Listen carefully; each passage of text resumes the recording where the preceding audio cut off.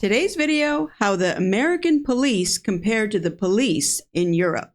We are Greg and Lisa, an American couple living abroad in Spain. If you're curious about the crazy, funny, and surprising differences between the US and Europe, you came to the right place. All right. Okay. So I think this is a newer channel. Okay. He's doing a lot of comparisons between, or he or she, between the US and Europe. So we'll see how angry we get. I mean, give it a chance. Maybe we I don't have hope. But I really don't. This is USA versus Europe. I believe that's the name of this channel. That's pretty cool. Yeah.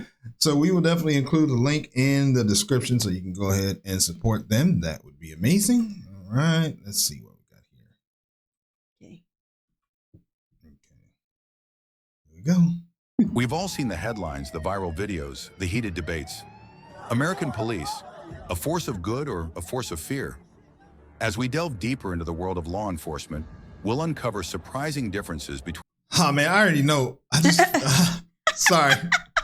I'm feeling some kind of way right now. I don't know. Okay, let me calm down. Between the U.S. and Europe that might just change your perspective. Militarization, a unique American phenomenon. One of the most striking differences between American and European police forces is the level of militarization.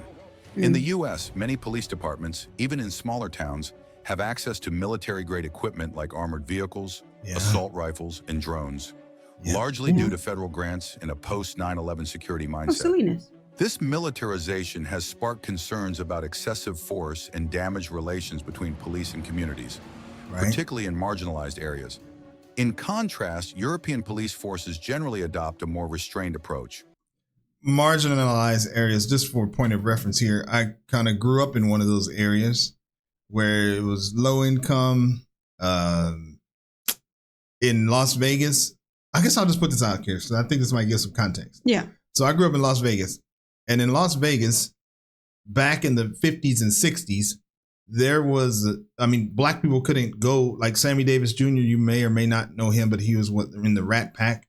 And whenever they went to Vegas, he couldn't stay down with Jerry Lewis and, whoever else was in that group.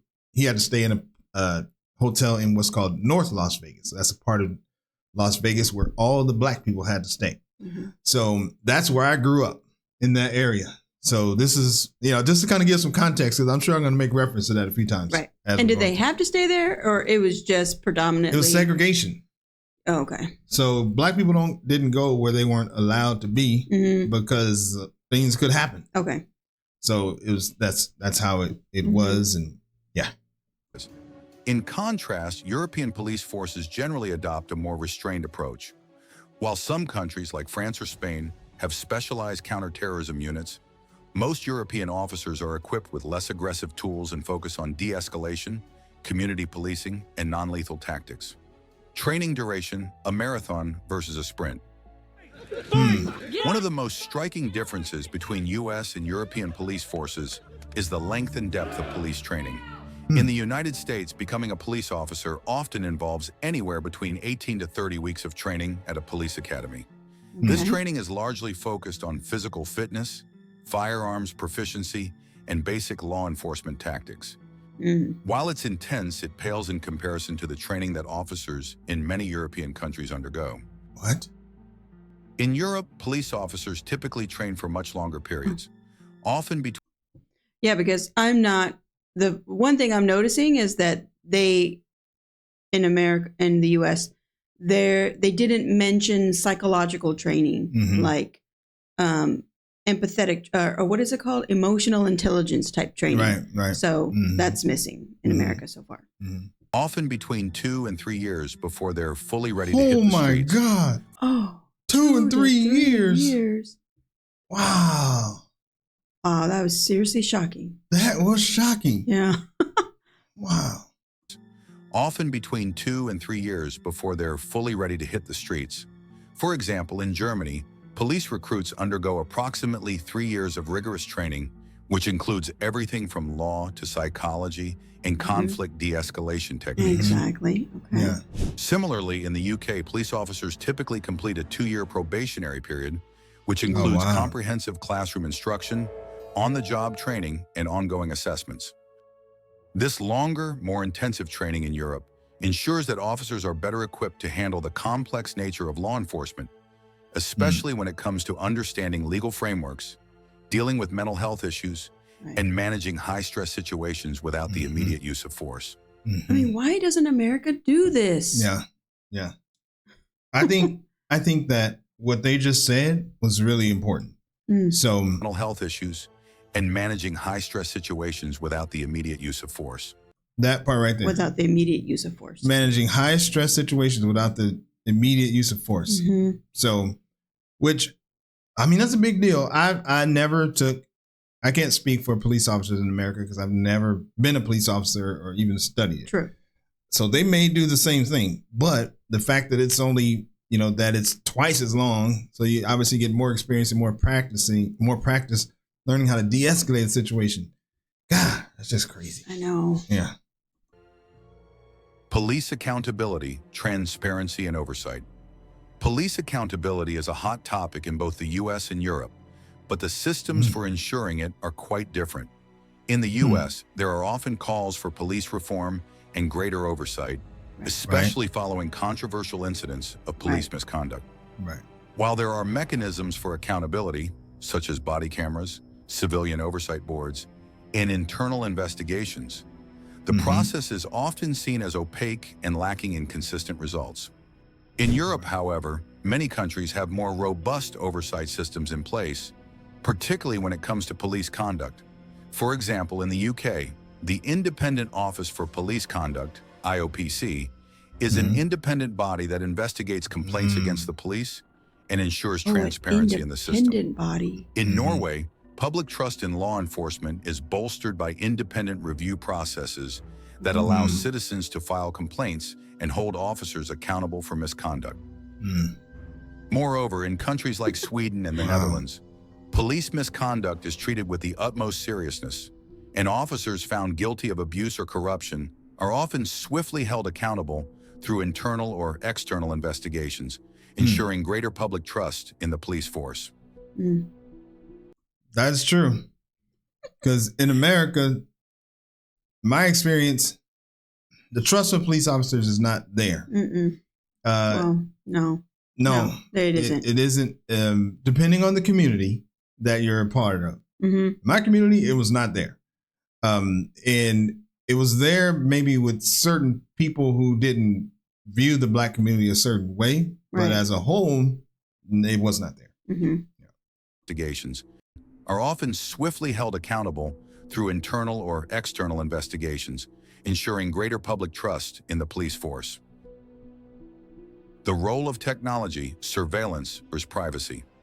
In recent years, both US and European police forces have begun utilizing advanced technology to aid in law enforcement. However, there's a stark difference in how technology is used and regulated. In the US, surveillance tools such as facial recognition technology, drones, and predictive policing algorithms are being employed by law enforcement agencies, sometimes with little regulation or oversight. This has raised concerns about privacy rights, particularly in light of incidents where these technologies have been used disproportionately against minority communities. On the other hand, in Europe, the use of surveillance technology is subject to strict data protection laws, such as the General Data Protection Regulation, GDPR. European countries are much more cautious about the collection and use of personal data, and any surveillance activities are heavily scrutinized for their legality and necessity. The European Union has set high standards for police use of technology, often prioritizing individual privacy and freedoms over the unchecked expansion of surveillance tools. Policing and mental health. It's funny because we were just joking about it yesterday, how we, like, you gotta be careful what you're saying. You can't accidentally say bomb. Or I don't even know if I can even say it on this channel. Right. But we were joking about how there's surveillance even on your phones and stuff like that. And that's probably, I don't know if in Europe you guys like worry about that kind of stuff or even think about it. Yeah. But like as U.S. citizens, we always think they're listening to us. Or that's true. That's true. There's surveillance everywhere. There's no privacy anywhere. And yeah, wow. that's true. freedoms over the unchecked expansion of surveillance tools. Policing and mental health. A major difference in approach. Policing in the U.S. often places a heavy burden on officers to handle a wide range of situations, including mental health crises. Unfortunately, the lack of proper training or resources can result in tragic outcomes, with police responding to mental health-related incidents with force instead of care. In the U.S., over 1 in 5 fatal police shootings involve individuals with mental health issues. In Europe, however, 1 in 5. I believe it. 100%. I believe it. Oh, wow. Because they're not trained on how to handle them. Yeah, that's true. That's true. It's like, yeah, duh. That's true. Fatal police shootings involve individuals with mental health issues. In Europe, however, mental health training is often integrated into police education from the outset. Countries like Finland and the Netherlands have implemented specialized training and units to deal with mental health emergencies in a way that emphasizes care and understanding rather than punitive measures. In Finland, for example, officers are trained to recognize signs of mental distress and are equipped to handle situations calmly and effectively, often working in tandem with healthcare professionals to avoid violent escalation. Oh my goodness. Moreover, several European countries have separate mental health response teams that operate alongside the police, ensuring that individuals experiencing a crisis receive the appropriate care rather than being incarcerated or subjected to force. Civilian over. I have seen, because we were both managers at in different places. I was in apartments. Greg was at a Fitness center. And in our city, we had to go through. Well, we didn't have to, but we chose to go through. I don't even know what it was called. It was through the. I forget what it was called, but essentially what it was is you every week you met and you viewed a different aspect of the community. Yeah. So you would go 1 week with the police department, 1 week the fire department, education, like that. So 1 week we went with the police department, and there was a simulation where we got to see part of what they did, and it was like a screen like that where we got to hold like these fake guns and decide. It was like a video game, decide whether or not the person was a threat or not, and shoot to, if it was a threat or not. So they do something like that, but it's just kind of testing them to see if they would shoot or not shoot. So they have something like that. It's interesting though. It's interesting. But it was about literally shooting or not shooting. It wasn't about how can I de-escalate this. Right. It was just shoot or not shoot. Right. Oversight, a patchwork system in the U.S. Civilian oversight of police is a crucial check on power, but its implementation varies widely across the U.S. Some states have robust civilian review boards with investigative and disciplinary authority, while others rely on internal affairs units within police departments. This patchwork system can lead to inconsistencies in accountability. In Europe, civilian oversight is often... That's America for you. Because America is all, it's good or bad depending on your perspective, but it's about the states. Creating their own laws and managing themselves. So depending on what state you're in, both of those things can be true, what he just said. So it does. I don't know if a lot of Europeans even recognize or realize the fact that each state the U.S. is so dynamic because each state has its own rules and regulations and how they do things. Right. And you can't do something universally, like from a government perspective, because you have people who say we don't want the government in our lives. Exactly. In this state, we do things ourselves. So, and you might have a state in America where you can ride a motorcycle with no helmet. And you have another state in America where you have to have a helmet because that's the law. So it just depends. So anyway, we're just rambling on. But, okay. All right. Inconsistencies in accountability. In Europe, civilian oversight is often more centralized and standardized.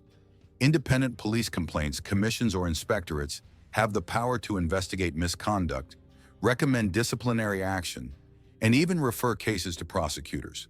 Policing culture, community versus authority. Was he saying that the people can do that? I think so. Refer cases to prosecutors? I think that's what he was saying. Wow, hold up. We got to hear it again. In Europe, civilian oversight is often more centralized and standardized. Independent police complaints, commissions, or inspectorates have the power to investigate misconduct, recommend disciplinary action, and even refer cases to prosecutors. Policing culture, community versus authority. Another key difference between U.S. and European police forces is their overall relationship with the public. Yeah. In the U.S., policing often has an authoritarian undertone. The term us versus them is a common sentiment, where officers view themselves as protectors of the public, often positioning themselves above the citizens they serve. Right. This mentality can sometimes lead to a more confrontational approach in interactions with the public. In contrast, European policing tends to have a more community-oriented approach. The philosophy of policing by consent is central to many European nations, particularly in the UK. British police, for example, pride themselves on not carrying firearms and often emphasize their role as part of the community, not separate from it. The idea is to build trust with citizens through transparency, respect, and communication. This approach fosters a sense of collaboration, where police officers are seen as problem solvers rather than enforcers of law and order. The difference in police culture often extends to how police officers engage with protests, public gatherings, and civil disobedience. In the U.S., large-scale protests have sometimes led to violent clashes with law enforcement, with police using riot gear, tear gas, and rubber bullets to disperse crowds. Right. On the other hand, European police forces are more likely to use dialogue, negotiation, and a gradual response to maintain order in similar situations. In countries like the Netherlands and Spain, for example, public protests are often managed by officers who engage in conversation with protest leaders to prevent violence before it escalates. Public perception and I got so much to say about about that last one. I mean, I just think that what they were saying in the beginning about America is absolutely true. It, especially in the community that I grew up in, it was us against them. There was a song that came out in the 80s or maybe the early 90s. It was F the Police. I mean, that was a popular song in the black community. And because of that, it's like you have the police officers who, you know, I guess I can understand their perspective. They're trying to protect themselves. So all of a sudden, they started seeing any black person was a problem. A threat. Yeah. And so you just had this dynamic of having, you know, us against them. And then here on the other side, here in Spain, we go to places where, you know, we'll be sitting at a coffee shop and there's a group of like 5 police officers just sitting there. They don't have guns. Right. They're just there talking. They're just like us. They feel more like they're a servant of the community as opposed to the authority, us against them being above you. So it just makes a huge difference. And now we haven't been to we've only been to Spain. It's the only place we've been in Europe. So we don't know. We could be completely oblivious. But this is just speaking from our perspective. So yeah, I think I've seen them with guns. Okay. I think. Yeah, but see, the fact that we're not even sure. Yeah, I'm not even sure. That means it's not even it's like you're not even worried about that. We see him talking to people and helping people. We see him talking to people. Yeah, and it's not about them being the ones that are going to put you in your place and arrest you and beat you and all the stuff that happens in America. Doesn't feel that way out here. Yeah. Are we making you want to move to America now? I know. I'm being sarcastic. I know. Hopefully you get my sarcasm. Protest leaders to prevent violence before it escalates. Public perception and trust. Finally, the public perception of the police is shaped by the differences in their training, tactics, and oversight. In the U.S., trust in police is a complex and often contentious issue. Incidents of police violence, particularly against Black Americans, have eroded public confidence in law enforcement, especially in communities of color. Movements like Black Lives Matter have highlighted the need for police reform, including change. Sorry, I just want to say something about this police trust. Okay. So I had an incident in college where I was, you know this, but I'm sharing with the people. Okay. So I took a group of probably 10 or 12 people. I was leading this club and I took them on a camping trip. And we went to a place in a state that's called Utah. And there's not a lot of Black people there. I'm just being honest. And so I was driving the school van that had the name of the university on the side of the van. And the police officer pulled me over, asked me to get out of the car. Everybody who was in the van was like, don't get out. We were all Yeah. shouting, "Don't get out of the car! Don't get out of the car!" Because that's not normal. Like, you don't just Mhm. make you just get out of the car for no reason. I Right. wasn't going like more than 5 miles over the speed limit or something like that. Mhm. So I got out of the car and, luckily nothing happened, but it just makes it to where the trust is not there Mhm. because somebody who didn't look like me more than likely wouldn't have gotten that type of attention there. So, Right. and that happens a lot. I mean, we had people, George Floyd, who just was killed and, people make fun of him and everything. Mhm. But, he didn't have to be, but I don't know. Anyway, sorry. Movements like Black Lives Matter have highlighted the need for police reform, including changes to how officers are trained, how they interact with the public, and how accountability is handled. However, some communities in the U.S. still have a high level of trust in their local police, and efforts to improve police-community relations continue across the country. In Europe, public trust in police tends to be higher on average. While there are certainly instances of unrest or dissatisfaction with law I'm sure enforcement, there is. particularly in countries like France and Spain, where protests against police violence have occurred, Oh. the overall perception of police is generally more positive. This is largely due to the emphasis on community engagement, lower levels of militarization, and more robust accountability mechanisms. However, European police are not without their own challenges, particularly when it comes to issues like immigration, police brutality, and protests. While both American and European police forces aim to maintain public safety, their approaches to policing, use of force, community engagement, and accountability differ significantly. American police forces tend to be more heavily armed, more focused on immediate law enforcement, and face greater challenges related to accountability. European police forces, on the other hand, often have longer training periods, emphasize community engagement and de-escalation, and generally have stronger oversight mechanisms. Understanding these differences is crucial not only for comparing policing strategies, but also for ongoing discussions about the future of law enforcement in both regions. Ongoing. Yeah. So, I mean, I think it's fair to say that I have friends who are police officers that are great police officers. There are a lot of great Yeah. police officers. So it's, encountered I in didn't- America. Yeah, I didn't mean to paint a general brush on all police officers. Mhm. But in general, that's what we're talking about here, generalizations, that the stuff that I said is true. This is how I feel. So, and, please share with us what we don't know, because there's places, like I said, we haven't been to other places in Europe. So this could be completely oblivious and your policing could be 10 times worse than it is in America. I don't know. Yeah. We're not sure. Yeah, we're not sure. So, all right. But yeah. Okay, well, let's take a look here. See what the people got to say. Okay. Because in US, you can become a cop after only weeks of training, which is basically just a course. In Europe, you need a full education of at least 3 years. Read that first one. Okay.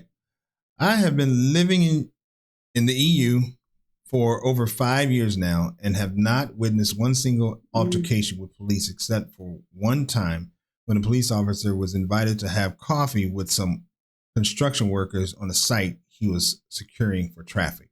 That was the incident. Wow. That's a good incident. That is a good incident. We have a criminal element that Europe doesn't.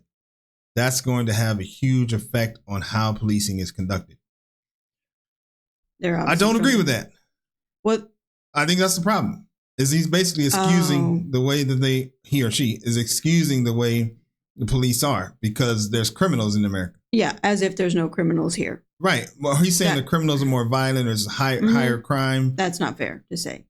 It could be the case that there's more crime, but if the way that you handle it, you use psychology and all of the other things, I don't know. I don't know. They may be saying too because we have a gun culture in America, so maybe then there's that factor. But he didn't say that. They said when we have a criminal element that Europe doesn't. I don't know about that, but I don't know. We've just been learning a lot, like about like German police. I guess police operations and how they think and how they treat prisons. Yes. Yeah. So so we have a lot to say. But anyway, you didn't. Okay, are we done? Yeah. I'm just going. I'm just going. You gotta stop me, girl. I'm gonna be talking 45 minutes. We're good. All right. We're good. Okay. Thank you for stopping by, and we will see you on the next video. Peace. Bye.